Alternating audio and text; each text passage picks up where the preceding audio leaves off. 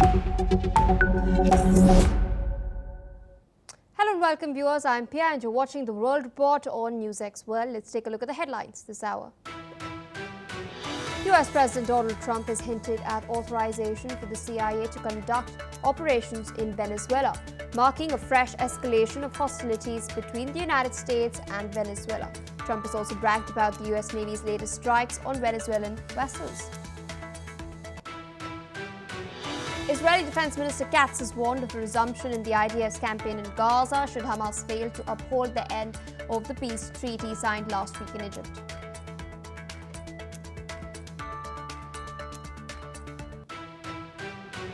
Peruvian police used tear gas to disperse demonstrators trying to reach the Congress in its first major protest against interim President Jose Eri, just days after he took office.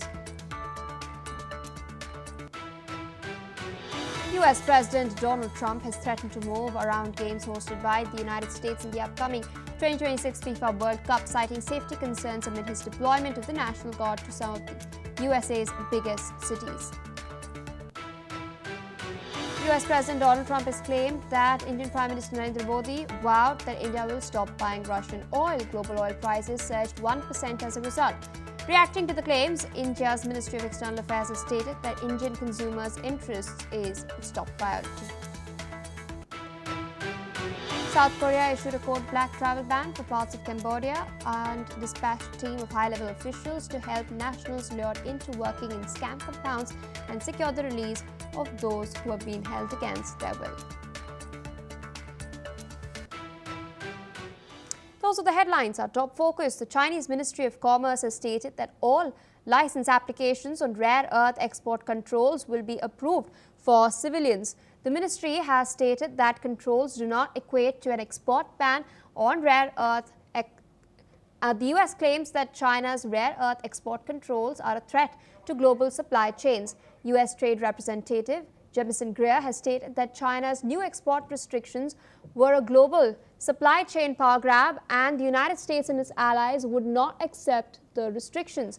Meanwhile, US Treasury Secretary Scott Bessent has stated that the US administration is seeking to counter new economic measures from China by exerting more control over American companies in key strategic sectors.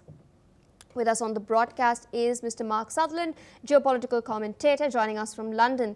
Thank you once again for taking out the time and speaking to us on NewsX World. We're seeing this back and forth between the world's two largest economies who are now embroiled in yet another trade war. China has come out and stated that all license applications on rare earth export controls will be approved for civilians. It's also imposed port fees on American flagged vessels as well. The United States earlier slapped 100% tariffs over and above the 30% that already exist. Where do you see this sort of war heading? Trump has tried to justify this by stating that he's safeguarding the USA's national security interests. Yeah, hi, good to be with you again. Well, if we step back, so the rare earth minerals, as you just said, from what President Trump has said, they are important in regard to defense, whether you're looking at submarine technology, planes, and we can go on infinitum. That is, at the end of the day, that is what this is about. There has been, you mentioned Scott Bessent, yes, there's been negotiations in Switzerland. There was even, I believe, a meeting in London. This then is meant that America are looking at, hence recently, as we know, they've changed it from the Department of Defense to the Department of War. They have gone on the front foot. They are looking at this in regard to companies that produce the chips, the other important elements that are needed within the American defense weaponry. And that is what this is about. So if China turns around, because there's been all these whole tariff war, if they turn around and said, no, we're not going to release these minerals because they know where they're going. They are in competition. We've got to remember the discussion in regard to the Ukraine and America turning around saying, well, we've been giving you this money, we then need to negotiate a mineral deal as well. That has also been out in the public discourse. Pia, in my own humble opinion, at the end of the day, this is about they're ramping up. You've got China, their military hardware, what they've got there in regard to the minerals that America then needed, and now America are investing. The War Department is investing 2 companies for them to then step up and produce what America then technically needs for their military. Pia. Indeed, and we've been seeing this sort of escalation build up over a while back. Earlier, the United States too had taken certain action with regards to the semiconductor chips, NVIDIA to be very specific, and its supply in China. So are we seeing then the tariffs being wielded as a weapon by the United States to secure its own interests, as China has put it? Do you concur with this opinion? Well, yes, because when you've got one company that within America is then using this it needs the rare earth to build the magnets that America then needs for its military technology, then that is what the concern is in regard to America, in regard to all the negotiations on this tariff and trade deals. And until we, as you rightly begin to ask those questions, until we drill down on it and then get behind the curtains, so to speak, we then think, oh, it's just about being able to, import furniture from this country to another. But no, it's actually, this is about the minerals and the rare earth minerals that are then needed. Also putting it in a context in regard to the Trump administration that has then looked back on the last 4 years of the Biden's administration, then looked back on the last 8 years of the Obama administration, where they're turning around, in their opinion, there has not been enough investment in the military in regard to America. So that is what, in my own humble opinion, is going on behind the curtain. We have to drill down what other tools are being used in regard to this, in regard to these tariffs, and I believe that is what President Trump is using. Pia. Indeed, sir. Requesting you to stay on with us as we shift our focus to more updates coming in. The Chinese Foreign Ministry has reacted to the recent ceasefire announced between Afghanistan and Pakistan. The ministry has stated that it welcomes the ceasefire announcement by both countries. This comes as Pakistan and the Afghan Taliban administration have agreed to a temporary 48-hour ceasefire. The recent skirmishes at the border have left more than a dozen civilians dead and around 100 wounded. The Chinese Foreign Ministry has also stated that China is ready to play a constructive role in improving relations between the two nations, and that it supports countries in common restraint to realize the ceasefire. The Chinese government has deep interests in the stability of Afghanistan, as China has been engaging with the Taliban administration. There are reports that say that China is looking into the mining sector in particular and expanding the Belt and Road projects in Afghanistan as well. With us on the broadcast is Colonel Sanjeet Sirohi, International Relations and Defence expert, joining us from New Delhi. Thank you so much for taking our time and speaking to us on NewsX World.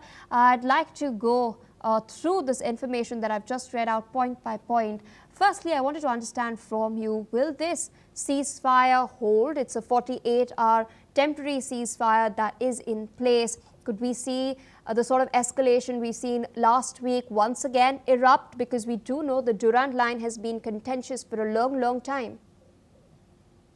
Priya, good afternoon. What you have asked is a very pertinent question at the present moment. Now, everybody is thinking whether this 48-hour ceasefire, which is going to end tomorrow at 6 o'clock, that is Friday 6 o'clock. To my mind, I feel that this, unless the perception of both the countries, the changes, is not going to stop, and this may going to get escalated also. Because as far as the perception of both countries are concerned, Pakistan perceives Afghanistan as its vassal, and they think that they were the people who created Taliban and they can dictate anything they want to the Taliban. Whereas Taliban feel that they were dished by the Pakistanis by playing a double game, either one way helping the Americans and second way helping the Taliban. So there is a perception difference between both the sides. And secondly, Pakistan also feels that the Afghanistan people or the Taliban is helping the TKP, which is creating problem in Khyber Pakhtunkhwa. So till such time these two perceptions are changed and the mindset have changed in both the countries, I don't think this ceasefire is going to last very long. And tomorrow by 6 o'clock we will come to know, because by now Pakistan has also realized that Afghanistan is not going to take it lying down. You cannot bombard the capital of a country without any reason. And after that, once the Afghanistan have retaliated, the Pakistanis have realized that they have committed a big blunder. And as a result of which they have agreed to the ceasefire. Now, as far as China is concerned, as you have already rightly brought out, China has got interest in Afghanistan. Their foreign minister already visited Afghanistan in the month of August, and they are interested in the mining and other sectors of Afghanistan. So China is taking the right step by making sure that these border skirmishes, which are at the present at the middle level, may not escalate. That's why they are trying to help out both the countries to reach a solution and solve this problem. Pia. Indeed, and China, of course, also has its concerns as far as the BRI is concerned. Its CPEC project is still underway in Pakistan-occupied Kashmir. We do know there are some instances that have come to light with regards to Chinese nationals being attacked in Pakistan. Because it's the Chinese nationals who are going there and doing the work. Somehow, they've been attacked by the Taliban and the terrorist elements that are operating in POK in Khyber Pakhtunkhwa as far as the CPEC project is concerned. What sort of concerns does China have?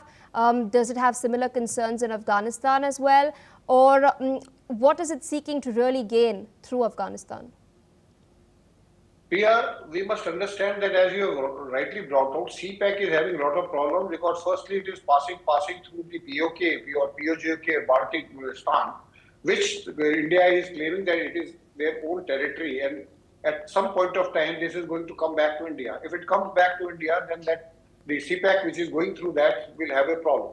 Secondly, if you see, passing through Balochistan, the Chinese nationals have faced a lot of problems, and there have been a lot of killings of the Chinese national by the Balochistan Liberation Army. That is the second point. So China has already invested more than $40 billion in CPEC.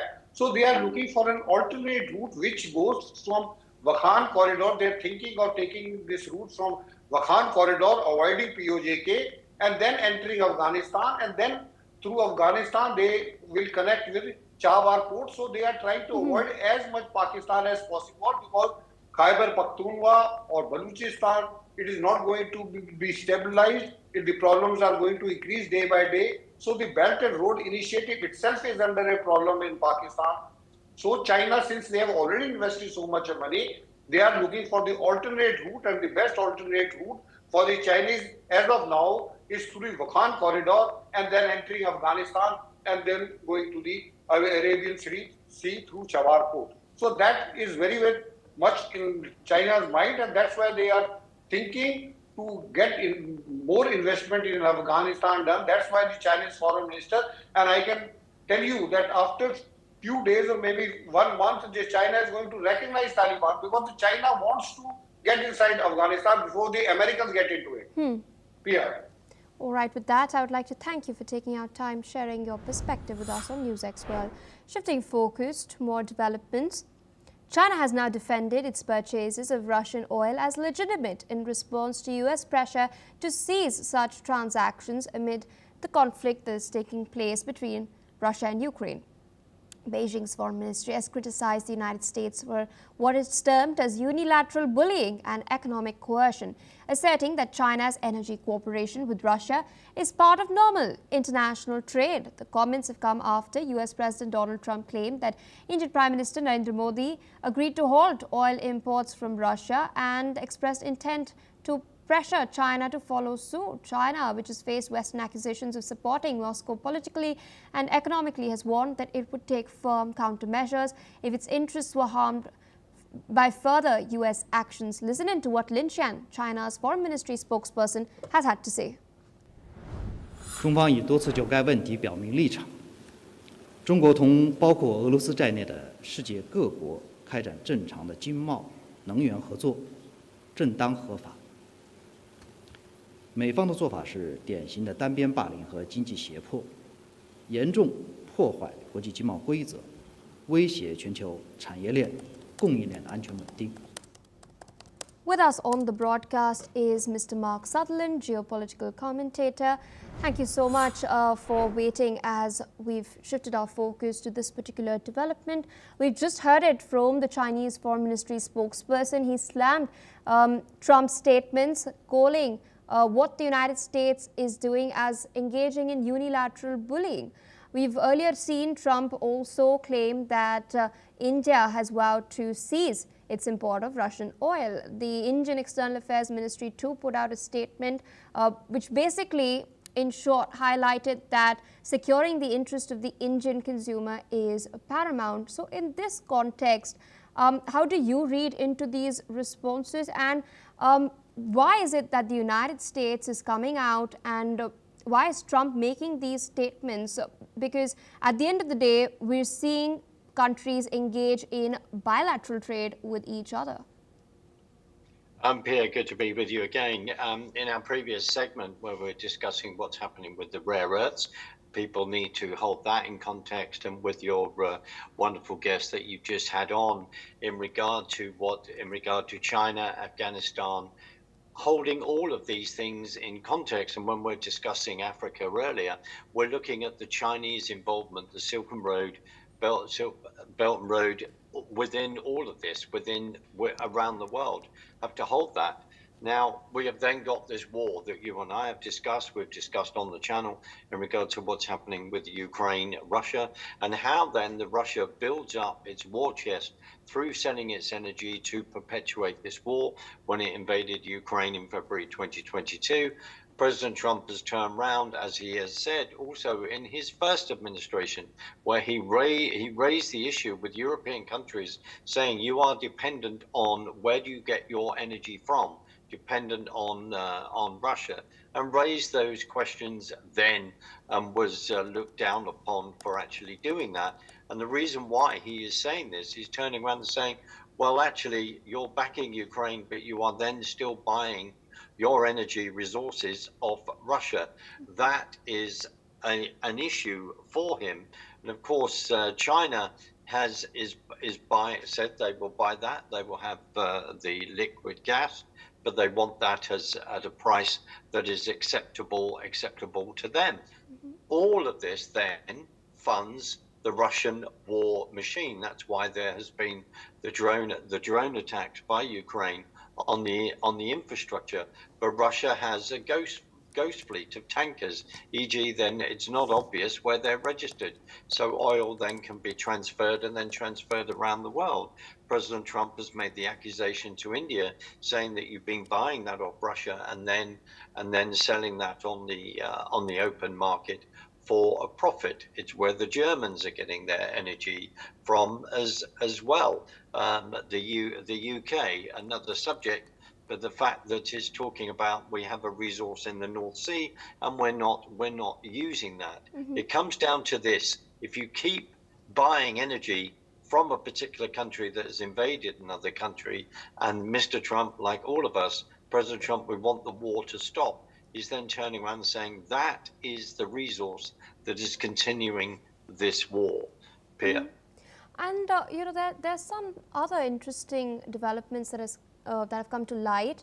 There's a report that has been published by the Washington Post recently, highlighting that Chinese fiber optics and lithium-ion batteries are making their way into Russia. These are bypassing sanctions. Beijing claims that it is neutral in the conflict. It's not really provided any sort of direct military aid. But what we've seen over the summer is that Chinese sales of these cables, fiber optic cables, have grown almost tenfold. It's hit a record high of 328,000 miles in August. In contrast, Ukraine has received a mere 72 miles worth of cables. Lithium-ion batteries as well. The sales from China to Russia have stood at a record $54 million. And meanwhile, Ukraine has tracked only $11 to $12 million worth of lithium-ion battery sales. Now, China is using these components to build fiber optic drones that is then using to strike deeper into Ukrainian territory. What do you make of this report and the fact that these are basically dual-use items which then sort of dodge the sanctions that the US and the EU have put? We, again, this subject, this report came up a number of weeks ago, and I think even discussing this on the channel, and it just confirms, like we've just said, with all the different issues that we've been discussing, the complexities of this subject, and also, let's be frank, the duplicity of this. The UK is just facing another scandal in regard to China and in regard to spying, wanting to build a massive embassy over some very, very interesting fiber optic crossovers underneath. So what kind of information would they get from that? Why should we be surprised of the duplicity of this and then denying, giving to the public, oh no, we're doing this, but behind people's back, they are still trading and they are taking another actions. Why should we be surprised at all? And then also for countries to turn around and go, how can we push back against China when they are dependent on China in so many different ways? And I am not turning around and saying that that's a good thing. No, it's not. I don't think it's a good thing whatsoever.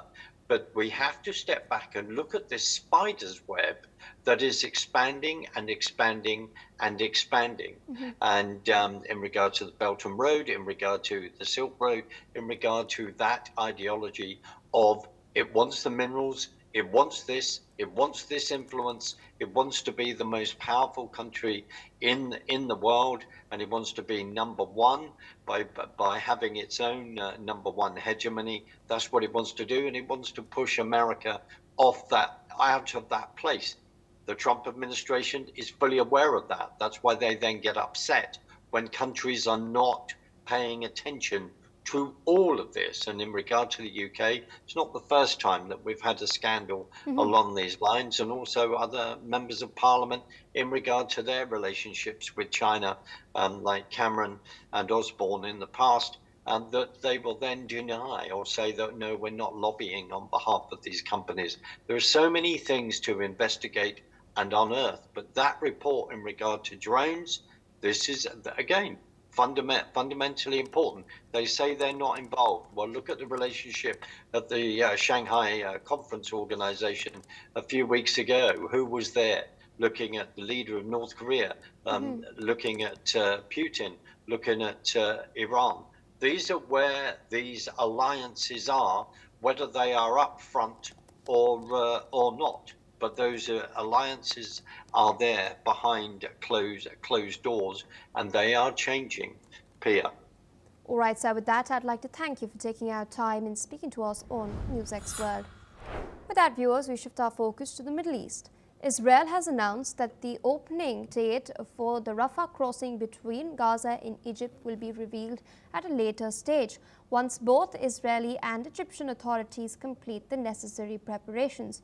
The crossing, which will be open exclusively for the movement of people, has been a critical gateway for Gaza's access to the world outside, especially for those seeking to leave the territory. The statement from the COGAT, the Israeli Defense Ministry body overseeing civilian affairs in Palestinian territories, has clarified that humanitarian aid would not pass through Rafah, emphasizing that aid continues to enter Gaza through other crossing points. The Rafah crossing has been a vital route for international aid, with several organizations, strong supplies in Egypt, awaiting access to Gaza. Meanwhile, the EU has expressed support for reopening Rafah as part of a ceasefire agreement. Its full operation is contingent on the implementation of mechanisms outlined in past peace accords. This is the latest that we are tracking on the broadcast.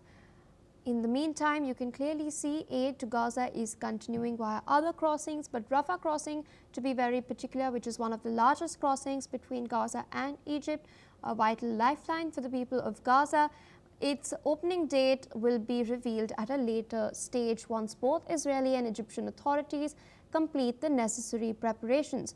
The crossing in itself will be open exclusively for the movement of people. It has been up until now a critical gateway for Gaza's access to the outside world, especially for those seeking to leave the territory. With us on the broadcast is Mr. Matti Zweig, geopolitical expert, joining us from Tel Aviv. Thank you so much for taking our time and speaking to us on NewsX World. The statement has been put forward by the IDF stating that once both Israeli and Egyptian authorities reach an understanding, they will reveal the date when the Rafah crossing will open. IDF has also pointed out that the necessary preparations need to be completed. Could you help our viewers understand what exactly these preparations are? Yes, hello, Asuma. You have to understand that the Israeli and Egyptians, they can have differences, but they have one thing in common. They care about security. And security is not so easy to maintain when you have Hamas still behaving in the way they behave. They are not really ready to move forward with all the agreements. And there are a lot of concerns because when you open, it's right that it's not for humanitarian aid, it's more for medical aid and ambulance maybe, or some people crossing, and the humanitarian aid come from Israel. Anyway, you cannot do things in such a way that is going to put in and endanger some of the parts in both sides. So this is from one side. From the other side, there is also a lot of Israeli concerns because of what is happening in the Gaza Strip. As I said in the beginning, how is Hamas behaving, killing opponents, killing people that don't like them, and trying to maintain a grip on the power that they had and they already don't, because in the second phase, they have to give up their weapons, and they are still not ready to do that, at least most of them. So for all these reasons, they are in combination, of course, people responsible for the opening of the Rafah or Rafah crossing. And I hope that in any moment that they will agree everything, they are going to open, because Israel is fulfilling the agreement, of course. I also wanted to point out something else that is taking place.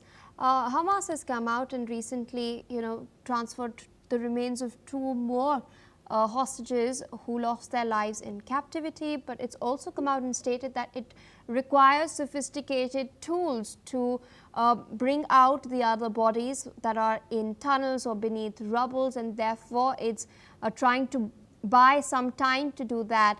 We've seen a statement from Donald Trump as well, who's provided the same rationale, requesting Israel to not escalate amid warnings put out by Israeli Defense Minister Katz. Do you think the United States and the Trump administration will be able to convince the Israeli administration to exercise a little more patience? Patience is one thing, and not to fulfill the agreement is another thing. Hamas has showed all the way that they cannot be trusted 100%. And in this moment, there are 2 kinds of narratives. One narrative is from the Hamas side. We don't know where all the dead bodies are. It can be true, but not about all of them, because they have still 19. And if they would say, 1 or 2 or even 3 are under the rubble, and we have to look for the places, and we have estimations, maybe it's true. But they are not saying this. They say suddenly that they don't know what happened with 19 of the bodies. So they were lying all the time. So this is part of the answers that you listen from Trump or from the Israeli side. Anyway, nobody wants to broke everything now and to finish with the agreement. So let's see what's happened. I think some kind of intermediate answer is going to be like, we know about this and this dead bodies, and we will give permissions to an independent commission of international members that they are going to come and help us to recover the others, or something like this. Anyway, they are just trying to give to themselves more and more time to keep the power in the Gaza Strip, when they know that the second phase is going to take all the power from them in a good way or in a violent way, either one of them. All right, with that, I would like to thank you, Mr. Zweig, for taking our time and speaking to us on NewsX World. Shifting focus to more developments coming in, this time from Peru. Clashes at youth-led protests in Peru have left one man dead and more than 100 people injured. The clashes broke out near the Congress headquarters in Peru's Lima during an anti-government protest, leaving multiple police officers injured. Peruvian President Jose Heri has condemned the death of the 32-year-old citizen Eduardo Ruiz Sanz. Heri's ascension has failed to stamp out angry protests against the country's political class.